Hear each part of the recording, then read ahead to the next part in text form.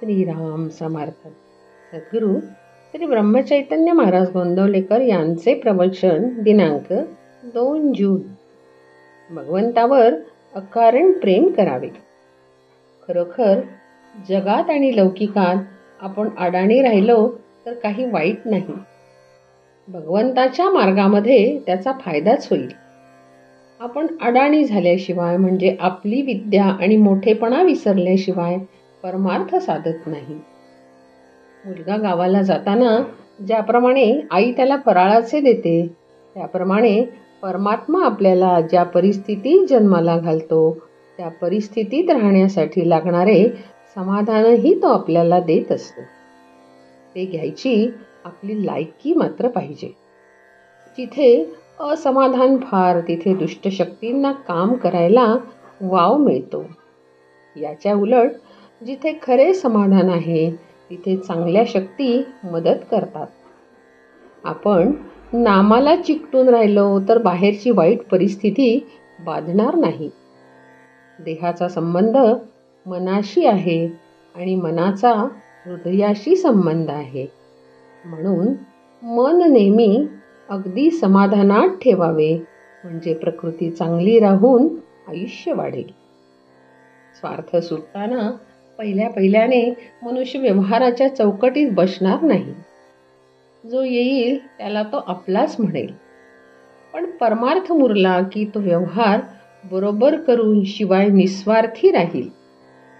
खरोखर परमार्थ हे एक शास्त्र आहे. त्यामध्ये सुसूत्रपणा आहे. व्यवहार न सोडावा, पण विषयाकडे गुंतणारी आपली वृत्ती भगवंताच्या आड येते, म्हणून तिला भगवंताकडे गुंतवावे. भगवंताची खरी आवड उत्पन्न झाली पाहिजे. भगवंतावर अकारण प्रेम करणे याचेच नाव परमार्थ. परमार्थाला डोके शांत पाहिजे. एका गृहस्थाला सगळीकडे रामाची मूर्ती दिसू लागली. झाले. त्याला वाटले की देव आपल्याला भेटला. पण हे काही खरे भगवंताचे दर्शन नाही. तो सर्व ठिकाणी आहे अशी भावना झाली पाहिजे. परमार्थाची काळजी करू नये. ती काळजीच प्रगतीच्या आड येते. वय वाढू लागले की आपले सर्व अवयव जसे प्रमाणात आपोआप वाढतात, तसेच परमार्थाला लागणाऱ्या गुणांचे आहे. आपण साधन करीत असताना आपली प्रगती किती झाली हे सारखे पाहू नये. समजा आपण आपल्या परसात एक झाड लावले आणि ते किती वाढले हे पाहण्यासाठी रोज त्याच्या मुळ्या उपटून आपण जर पाहू लागलो तर ते झाड वाढेल का? अगदी तसेच परमार्थाच्या प्रगतीचे आहे. मनुष्याला परमार्थ किती साधला हे त्याच्या बोलण्यावरून आणि दृष्टीवरून ओळखता येते.